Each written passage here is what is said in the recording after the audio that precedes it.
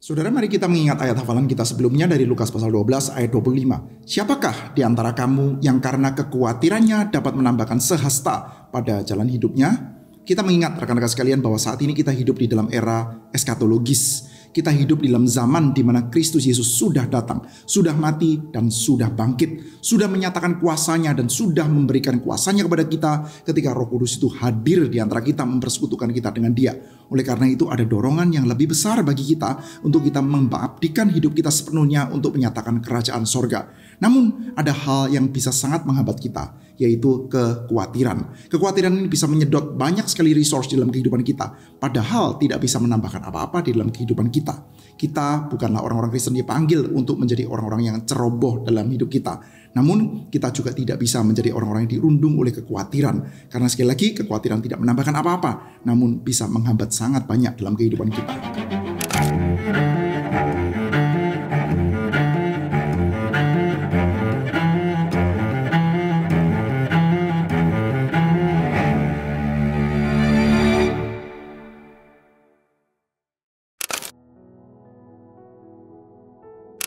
Shalom Bapak Ibu sekalian, kita bertemu kembali di dalam Terang Pagi Jalanku. Mari kita bersama-sama berdoa di hadapan Tuhan.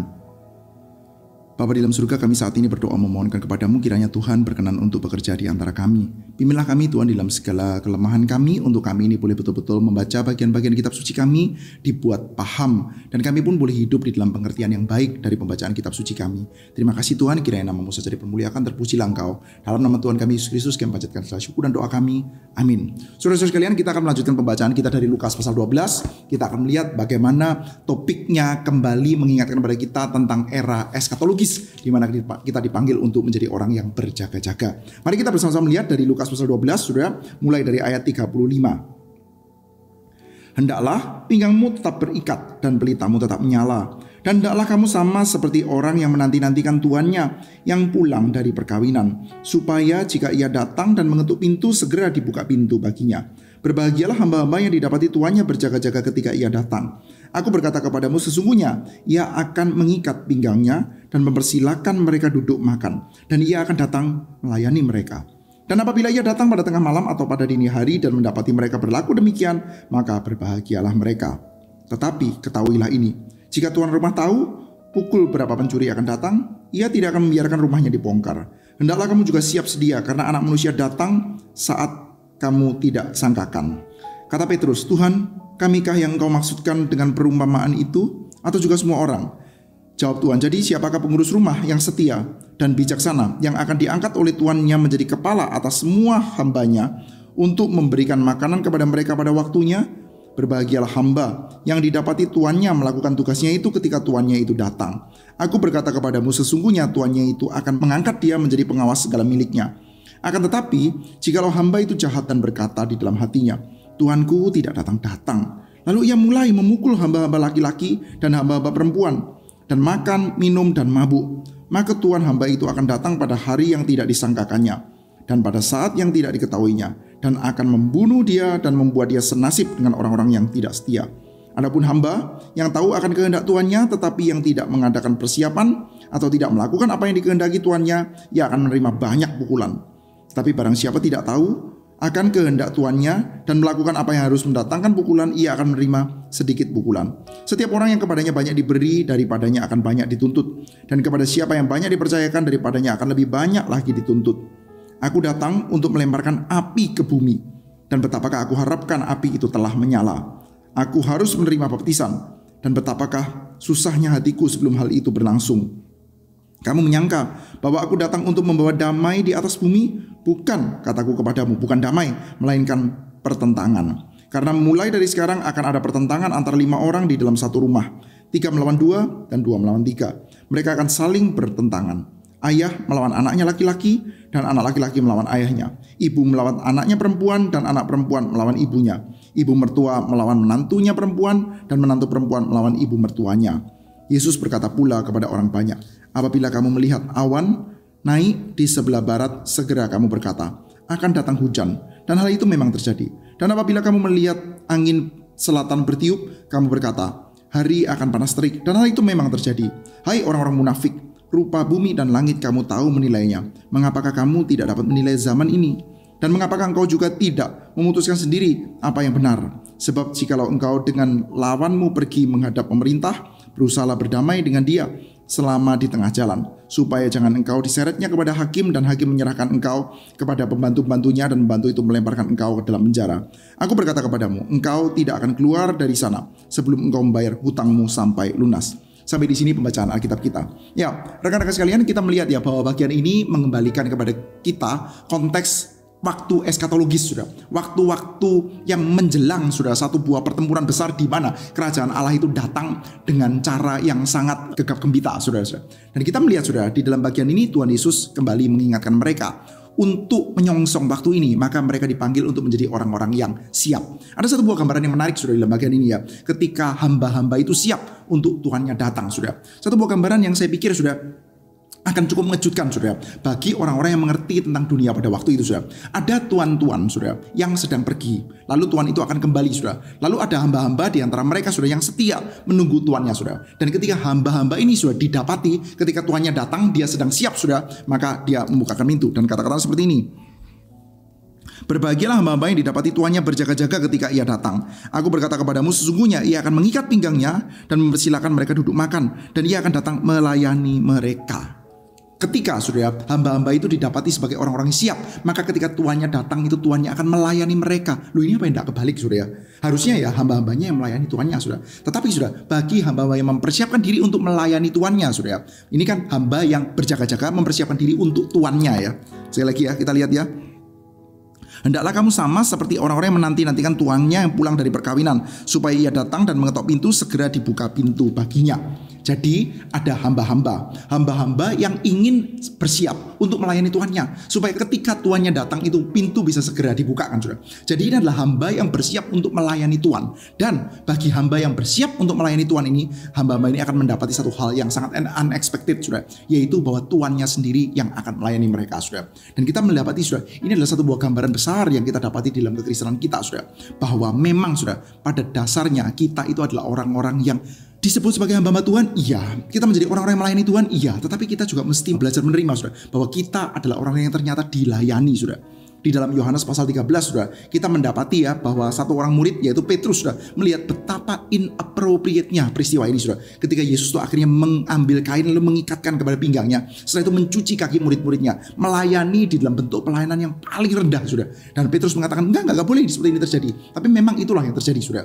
Tuhan kita yang paling tinggi adalah Tuhan yang melayani kita. Bagi hamba-hamba yang mempersiapkan diri untuk melayani Tuannya, maka Tuhan itu justru yang akan memberikan pelayanan kepada mereka, sudah. Kita sudah dipanggil untuk menjadi orang-orang yang setiap saat itu punya kesiapan untuk melayani Tuhan kita. Apalagi sekali lagi, sudah, di dalam eschatological time ya, kita percaya Yesus sudah datang, Yesus sudah bangkit, Yesus sudah naik, Roh Kudus sudah diberikan kepada kita. Kita itu percaya bahwa kita itu adalah orang-orang yang hidup dengan kuasa Tuhan yang sudah diberikan kepada kita. Kita adalah para penerima janji ketika Tuhan Yesus dalam Matius pasal 28 mengatakan, aku akan menyertai kamu sampai kepada akhir zaman. Kita memiliki kuasa penyertaan dari Tuhan kita Yesus Kristus. Maka kita semestinya senantiasa siap untuk melayani Tuhan kita, sudah. Dan ketika kita siap untuk melayani Dia, kita terus melayani Dia, kita pada akhirnya akan mendapati bahwa sejatinya kita yang menerima pelayanan yang paling besar, sudah. Sudah, di dalam gambaran kitab Wahyu ya, suatu hari nanti kita akan ada di dalam perjamuan kawin anak domba, sudah. Dan saat ini, sudah, kita itu di dalam kebaktian minggu kita kerap kali ya mendapatkan satu buah foretaste ya,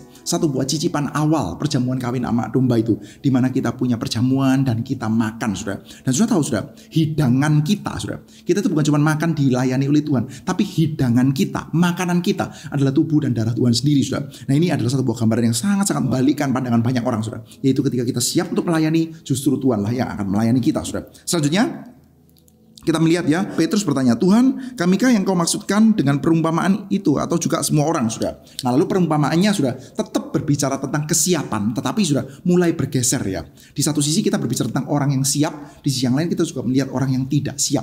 Karena Tuhan Yesus sudah memperingatkan, sudah. Dia memberikan satu buah gambaran yang agak negatif, sudah, yaitu tentang pencuri, sudah. Kedatangan Tuhan diumpamakan seperti kayak kedatangan pencuri ya, kedatangan anak manusia seperti kayak kedatangan pencuri, sudah. Dalam artian datangnya itu stealth ya, seperti tiba-tiba tidak terprediksi dan akan memberikan satu buah disrupsi yang besar. Di satu sisi ada satu buah disrupsi yang mengagetkan dan menyenangkan kita, yaitu kita yang siap untuk melayani, ternyata justru kita mendapati diri kita itu sedang dilayani oleh Tuhan kita, saudara. Namun di sisi yang lain sudah ada disrupsi bagi mereka yang juga tidak siap, saudara. Nah, Tuhan Yesus memberikan perumpamaan tentang seorang hamba yang dipercayakan untuk manage orang-orang lain, saudara. Ini ya. Aku berkata kepadamu, sesungguhnya tuannya itu akan mengangkat dia menjadi pengawas segala miliknya. Tapi jika hamba itu jahat dan berkata dalam hatinya, Tuanku tidak datang-datang, lalu ia mulai memukul hamba-hambanya laki-laki dan hamba-hambanya perempuan, dan makan dan minum dan mabuk, maka tuan hamba itu akan datang pada hari yang tidak disangkanya dan pada saat yang tidak ketahuinya, dan akan membunuh dia dan membuat dia senasib dengan orang-orang yang tidak setia. Nah, ternyata sudah ada juga konsekuensi negatif bagi mereka yang tidak siap, sudah. Dan dalam bagian ini kita melihat ya, kalau perumpamaan yang tadi berbicara secara cukup umum ya, bahwa kita mesti bersiap untuk kedatangan Tuhan. Ada juga para leaders, ada juga orang-orang. Petrus yang bertanya, apakah kami juga yang dimaksudkan? Dan setelah itu perumpamaannya digeser terhadap para leaders, para pemimpin, sudah. Orang-orang yang dipercayakan terhadap orang-orang lain yang harusnya memelihara, mengayomi orang di bawahnya, tapi berasa, Tuanku nggak datang-datang, maka saya bisa abuse mereka, saya bisa memanfaatkan mereka. Maka dia pukul orang-orang itu lalu mabok, saudara. Ini gambaran seperti apa, saudara? Sudah kita tahu ya, sejak zaman kuno ya, sejak zaman Tuhan Yesus, sejak sebelum itu sampai zaman sekarang, yang namanya pemimpin agama abuse. Dia punya power sudah untuk memperoleh keuntungan melalui domba-domba yang digembalakannya. Itu bukan barang baru, sudah. Itu adalah barang yang sudah terjadi di dalam agama apapun sebetulnya, sudah. Dan juga termasuk terjadi di dalam Kristianitas, terjadi di dalam gereja. Banyak sudah kita bisa melihat ya sejarah pahit gereja, di mana para pemimpin agama itu memperoleh keuntungan yang sangat besar dari darah dan daging. Kalau pakai bahasa sarkastis, ya, dari darah dan daging domba-dombanya, sudah. Domba-domba dipukuli, dihabisi, lalu dipakai itu sumber dayanya untuk tuannya itu makan dan minum dan mabuk, sudah. Karena apa, saudara? Karena memang ya, kalau orang itu ya, memang kecenderungannya manusia itu bisa digerakkan oleh satu buah kekuatan yang sangat besar. Apalagi kalau kekuatan itu pakai nama atas nama kekuatan Tuhan, saudara. Mimbar itu bisa dipakai untuk membuli orang, saudara. Mimbar atau jabatan pendeta, saudara, seperti kayak saya ini, saudara, bisa dipakai untuk membuli orang, saudara. Kita itu khususnya bagi orang-orang Kristen yang devoted ya, yang percaya kepada Tuhan, sangat takut kepada Tuhan, saudara, dan belajarnya kurang banyak, saudara, itu sangat bisa dimanfaatkan oleh gembala-gembala atau oleh siapapun saja, saudara, yang punya kekuatan dianggap sebagai dalam tanda kutip dekat dengan Tuhan atau punya kuasa Tuhan, saudara. Saudara, kalau didatangi oleh pendeta, didoakan oleh pendeta, kita rasanya seneng. Didoakan sama pendeta ya, dikunjungi sama pendeta, dikunjungi sama sesama jemaat, sama dikunjungi sama pendeta, kayaknya lain loh. Kalau pendetanya sendiri yang mengunjungi, ada semacam kayak kesaktian khusus tuh, kedatangan hamba Tuhan tuh kayak sangat spesial tuh. Hamba Tuhan yang punya mimbar, sudah, dia itu bisa menebarkan fear terhadap dosa. Nah, itu memang bagus ya, orang itu harus takut terhadap dosa, tetapi mesti bertobat kepada Tuhan, sudah, bukan takut kepada pendetanya, sudah. Nah, ini kan pendeta itu kadang-kadang tuh seperti kayak juru kunci ya, seperti kayak orang yang mengetahui magic trick di balik urusan dosa, penghukuman dan pengampunan, gitu, saudara. Dia seperti kayak pegang kunci ya, saudara. Bisa berkhotbah, bicara tentang dosa-dosa orang, dan apalagi beberapa orang itu sudah konseling sama pendeta. Saya tahu dosa-dosanya orang, gitu, tahu kelemahan-kelemahan orang. Lalu kita juga tahu ya caranya memberikan kepada mereka ini semacam kayak sense kelepasan, dan akhirnya nanti bisa mendapatkan keuntungan-keuntungan khusus, sudah, dari orang-orang seperti itu, sudah, yang mengharapkan tertentu untuk datang kepada Tuhan, mendapatkan sesuatu dari Tuhan lewat pendetanya. Wah, itu adalah satu hal yang cukup umum sejak zaman dulu sampai zaman sekarang, sudah. Yang namanya para pemimpin agama menyedot darah dan daging dari jemaatnya untuk kekuatan dia sendiri, supaya dia itu bisa makan, minum, dan mabuk-mabuk. Itu adalah urusan yang sangat biasa, sudah. Mungkin tidak sampai se-ekstrim itu, sudah, tetapi kita bisa tahu, sudah, bahwa motif ya untuk memanfaatkan jabatan kerohanian sebagai para pemimpin jemaat untuk mendapatkan keuntungan itu bukan barang baru, sudah. Dan dalam hal ini sudah ada satu buah peringatan keras ya, yang namanya para leaders itu harusnya menjaga, mengayomi, memelihara orang-orang yang dipercayakan kepada dia, bukan abuse, sudah. Bagi mereka yang abuse ada kata-kata yang sangat keras, sudah, yaitu dia akan dipukul, dia akan dihajar, sudah, bahkan akan dibunuh, sudah. Dan kita melihat, sudah, hal itu akan sangat bergantung dari pengetahuan atau pengertian yang dimiliki oleh para leaders tersebut. Bagi leaders yang punya pengetahuan sangat banyak, kalau dia lalai dia akan dipukul makin banyak, sudah. Nah, ini penekanan penting, sudah ya. Kita melihat ya di satu sisi ya, reward yang diterima untuk orang-orang yang menanti-nantikan Tuhan, yang ingin terus hidup dan terus berjaga hidup untuk melayani Tuhan, sudah. Mereka akan terperangah melihat ternyata saya yang dilayani, sudah. Sementara bagi para pelayan Tuhan, sudah, yang pakai judul, pakai gelar, dan bahkan mungkin memperoleh banyak keuntungan karena dia punya gelar sebagai hamba Tuhan, sebagai para pelayan Tuhan, sudah, ada tuntutan yang besar, sudah. Semakin dia berpengetahuan, semakin dia mengetahui banyak hal, ada semakin banyak tuntutan di dalam dirinya, sudah. Kalau dia dia lalai, padahal dia punya pengetahuan yang sangat banyak, dia akan mendapatkan pukulan yang sangat banyak, sudah. Hamba-hamba Tuhan, sudah. Di satu sisi kita bisa katakan, sudah, kalau dia punya pengetahuan sangat banyak, dia punya pengertian yang sangat banyak, itu keuntungan bagi dia. Keuntungannya apa? Tentu saja mengenal Tuhan semakin banyak, itu keuntungan, sudah. Kita bisa semakin mudah untuk mencintai dia, kita semakin terpesona oleh keindahan dia, sudah. Semakin banyak pengetahuan, semakin kita akan kagum kepada dia, sudah. Tapi pada saat yang bersamaan ada tuntutan yang juga lebih bagi orang-orang yang makin lama makin mengenal dia, sudah. Kita yang adalah kepala keluarga, kita yang adalah kepala komsel, kita yang adalah kepala KTB dan lain sebagainya, sudah. Whatever, sudah. Setiap kali kita itu punya dipercayakan Tuhan pengertian lebih, sudah. Ingat ya, ada tuntutan yang lebih untuk kita itu semakin mengayoni, semakin kita itu menjalankan panggilan Tuhan, sudah. Selanjutnya, sudah, Tuhan Yesus menyatakan ya, di dalam eschatological blessing ini dia datang dengan cara yang unexpected, seperti yang kita sudah antisipasi sejak pembukaan Injil ini, sudah. Simeon pernah berkata kepada Maria, bila pedang akan menembus jiwamu. Yesus ketika datang, dia itu akan datang dalam tanda kutip seperti pencuri. Dia akan mendisrupsi cara pikir orang-orang yang standar, sudah. Yaitu kalau orang-orang berpikir yang namanya damai, itu artinya adalah ayem-ayem. Damai itu artinya adalah ya pokoknya semuanya rukun-rukun, sudah. Ternyata terjadi dalam bagian ini enggak, sudah. Ketika Yesus datang, dia mengatakan bahwa saya tidak membawa damai.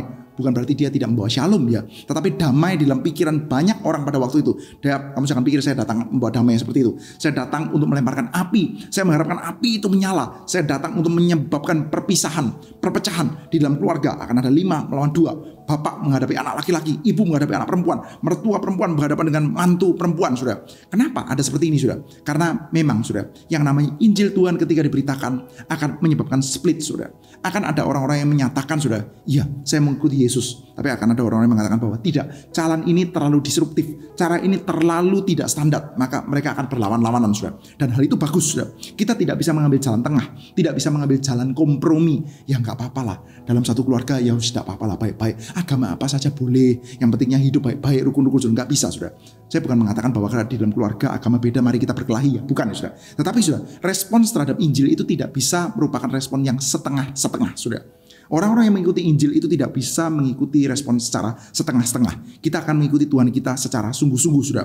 Dan ini adalah satu buah era yang sudah datang. Era yang sudah datang sekarang ini, sudah. Maka kalau saat ini, sudah, kehidupan kita adalah kehidupan yang berusaha sedapat mungkin dimoderasikan sebisa-bisanya, sudah. Kalau bisa itu ya aman-aman. Kalau bisa itu tidak ada senggolan kanan kiri, tidak ada benturan kanan kiri, sudah. Sudah, hati-hati, sudah. Barangkali itu bukan Injil yang asli, sudah. Injil Tuhan yang sejati itu pasti akan mengganggu, sudah. Kehidupan kita yang tidak sesuai dengan firman Tuhan itu pasti akan disenggol-senggol, pasti akan ditabrak-tabrak, sudah. Dan ketika terjadi tubrukan-tubrukan itu, sudah, akan terjadi pertentangan, sudah. Dan seringkali pertentangannya itu bisa menjadi serius, sudah. Ketika value yang dianggap baik berbenturan dengan value yang dianggap baik juga, sudah. Nah ini kan tadi kita sudah melihat, sudah, ada disrupsi. Jadi kalau kita itu misalkan mengatakan ya di dalam keluarga ya, orang Kristen dengan orang tidak Kristen sama-sama membenci pencurian. Orang Kristen dengan orang tidak Kristen sama-sama membenci perzinahan. Orang Kristen dengan orang tidak Kristen itu sama-sama tidak menyukai misalkan, sudah ya, peperangan, sudah. Kalau urusan ini, sudah, itu nggak disruptif, sudah. Kristen sama nggak Kristen ya sama, sudah, dalam hal ini ya. Anda Kristen, Islam, Buddha, Hindu sama, sudah. Tetapi dikatakan bahwa aku akan datang seperti pencuri, sudah. Akan ada sesuatu yang terdisrupsi, sudah. Termasuk ucapan Tuhan Yesus ini, aku datang untuk membawa pedang. Ada satu buah hal yang sangat tidak sesuai dengan standar, sudah. Artinya akan ada poin-poin bagus yang juga berbenturan dengan poin-poin bagus yang lain, sudah. Ambil contoh ya. Saudara, menjadi orang yang bertanggung jawab di dalam keluarga, di dalam society kita, masyarakat kita dipandang sebagai satu hal yang baik, kan? Ya. Lalu bertanggung jawab di dalam keluarga itu salah satunya adalah di dalam aspek finansial. Ya, kita juga bisa katakan itu, sudah. Oleh karena itu orang itu perlu untuk bisa memiliki satu buah sumber pemasukan finansial yang cukup sehingga keluarga itu bisa termanage dengan baik. Iya juga, sudah. Tetapi kata cukupnya itu seberapa, sudah? Orang itu biasanya berpikir bahwa dia itu kalau bisa mendapatkan lebih. Sehingga di dalam dunia kita saat ini, sudah, salah satu value yang baik, sudah, adalah Anda dapatkanlah keuntungan yang sebesar-besarnya, semakmur-makmurnya, sekaya-kayanya. Dan itu akan berbenturan dengan apa yang diajarkan oleh Tuhan Yesus. Hati-hati ya, jangan kamu seperti orang kaya yang bodoh itu. Dia itu hidup untuk dirinya sendiri, ngomong sendiri, bertanya sendiri, lalu setelah itu menghibur diri sendiri, sudah. Hidup totally untuk diri sendiri, sudah. Nah, ini langsung disruptif, sudah. Mencari cuan, apa salahnya? Saudara, kalau saat ini ya, kita diantara ngobrol saja, santai saja, saudara, sama teman Anda di warung kopi, saudara. Lalu orang tanya gini ya, wah kamu hebat ya kerjaanmu ya. Lalu dia mengatakan sih, enggak lah, saya ini kan cuman cari makan saja, saya ini cuman cari hidup saja. Bisnis, bekerja itu diidentikan dengan cari makan, atau bahasa lebih umumnya cari uang. Kalau kamu belum bisa kerja, cari uang, maka ya kamu belum bisa bertanggung jawab dong. Kerja itu identik dengan cari uang, saudara. Bagus nggak? Saudara, kalau di dalam Kristianitas, saudara, saya percaya bahwa kerja itu bukan untuk cari uang. Kerja itu adalah untuk menata layankan. Kerja itu adalah bentuk penata layanan. Saya itu mau melayani sesama saya mau melayani Tuhan, saya mau mengerjakan kebaikan untuk society. Maka bekerja artinya adalah memberikan kebaikan untuk society. Dan ketika saya memberikan kebaikan untuk society, saya juga siap untuk menerima reward atau penghormatan atau rasa terima kasih yang seringkali bentuknya adalah finansial. Tetapi urusan finansial itu bukan menjadi sasaran di dalam saya bekerja. Maka saya akan pikirkan baik-baik ketika saya bekerja, bukan mana yang bisa menghasilkan uang paling besar, itu tidak menjadi value yang paling utama, tapi mana yang paling bisa memberikan penata layanan yang paling sesuai dengan talenta yang Tuhan berikan kepada saya, saudara. Ini kan langsung bentur, saudara. Kalau saya ngomong kerja itu bukan untuk cari uang, langsung bentur kan, saudara.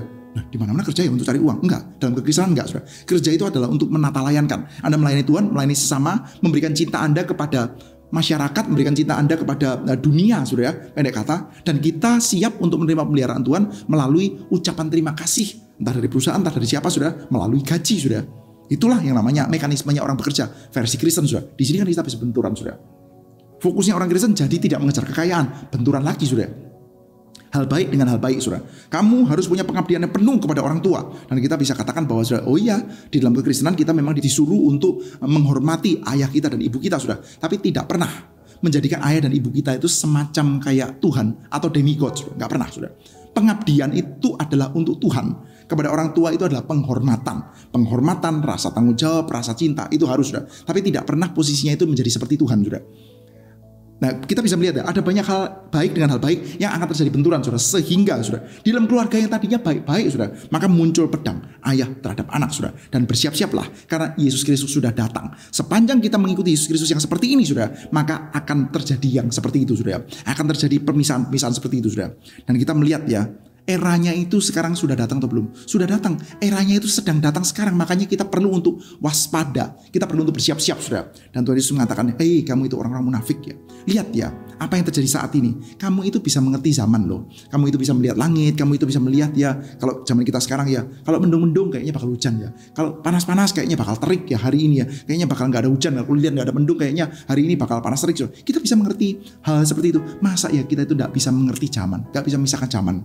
Gak mengerti Yesus Kristus yang datang sekarang ini sedang membawa zaman seperti apa. Masa kita gak bisa paham, saudara?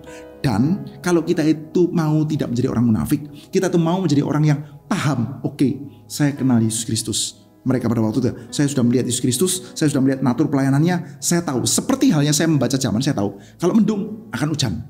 Kalau terik akan panas. Kalau saya lihat ada Yesus yang pelayanannya seperti ini, maka artinya adalah eschatological time is coming now. Saya siap untuk mengikuti dia secara radikal. Saya siap untuk menerima kuasa dan menghidupi hidup mengikuti Tuhan sepenuh-penuhnya, sehingga mungkin terjadi bentur-benturan di sini dan di sana, saudara. Lalu, saudara, Tuhan Yesus melanjutkan. Ingat ya, kalau kamu itu sedang jalan di dalam pengadilan, jangan sampai kamu telat.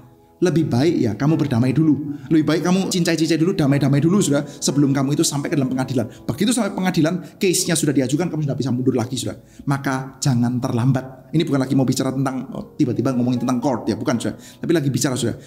Eranya itu kita sudah tahu, saudara. Kita sudah tiba ya bahwa di dalam kehidupan kita pada waktu itu dan juga pada saat ini, saudara, kita hidup di dalam masa di mana Yesus Kristus sudah datang, sudah mati, sudah bangkit, Roh Kudus sudah turun. Kita hidup di dalam eschatological era saat ini, saudara. Maka kita sebaiknya bersiap-siap.